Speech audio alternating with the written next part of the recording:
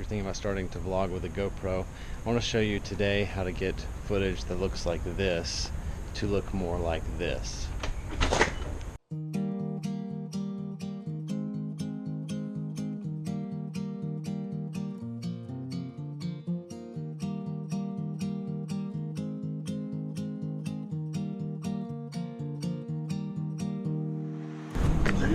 So I decided just to sit down at this church. It sounds like they're doing some sound tests inside. It's a nice little courtyard that's kind of off the street, kind of private area. But what I wanted to say was that I'm not the leading expert on GoPro video or vlogging or anything like that, but I did want to, anybody interested in vlogging with a GoPro, some of the settings that you might want to tweak is when you're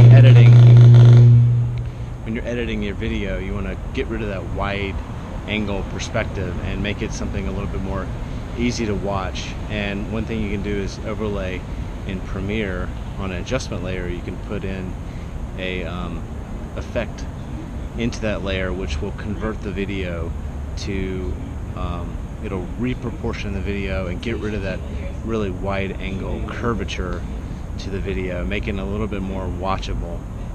And so here's some different versions with that filter on and with that filter off, and how it looks straight out of the camera versus color graded. So I'm just going to go through those now, and you can hear that sound check going on. I'm just going to show that to you now in this footage, and that'll be today's vlog. So I hope you enjoy.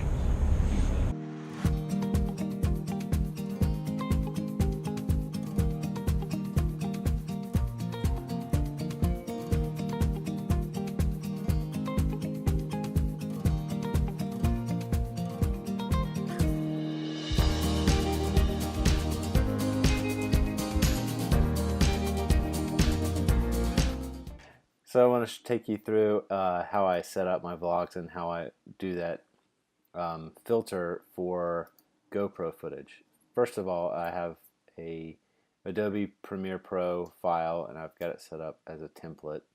So I have my template file here. I'll take my vlog sequence, and I just right click that and do duplicate, and then I go ahead and rename it with today's date, and go ahead and open that up. So I have this adjustment layer, which if you've never made an adjustment layer before, you can click down here under new bin and adjustment layer. It'll create one of these, and you can drag that in. What that does is allows you to apply effects globally to your timeline. Anything underneath gets that effect applied to it. That way you don't have to apply it to every single individual frame or sequence or cut or whatever. So you've got this folder of footage from the GoPro that you just bring in here, import that footage,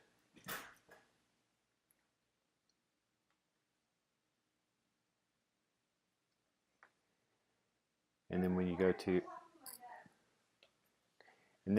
your adjustment layer, you go to effects, and with the adjustment layer selected, you'll see lens distortion. So over on your effects panel, you've got GoPro, and you can choose the setting that you use to record it. So I've got the Hero Session, so I can drag that down in 1080 down to here. I'm going to turn my other one off because I usually record with 1440, but this time I use 1080. And so now that I have that, I'm going to go ahead and turn this film convert thing off. So this allows the GoPro footage to come in. I'm going to bring this up into my source here, scrub through to where I want.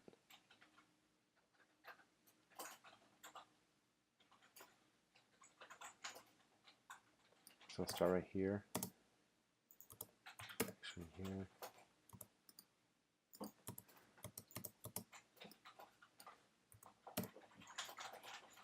do it in.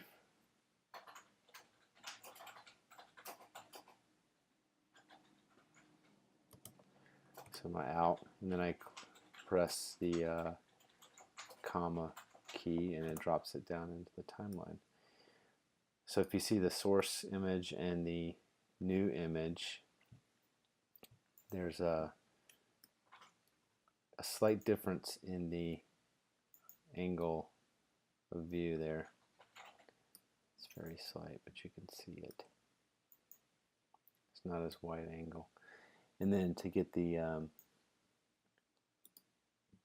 effect on it, I have a film convert plugin, so I can turn that on and actually scroll through various different film stocks until you get the look that you actually want. So I'm going to say this one, I'm going to,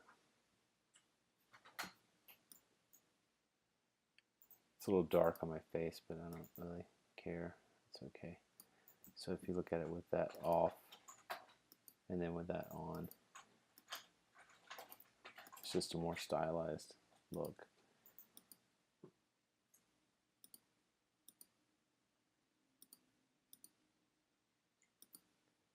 So if you like one of these, you can actually tone down the film color a bit to maybe 60 and then boost up the exposure a little bit, and then you can change the saturation to something more like that. Take the level back down. Oops. 0.4. So now you can see with off and on.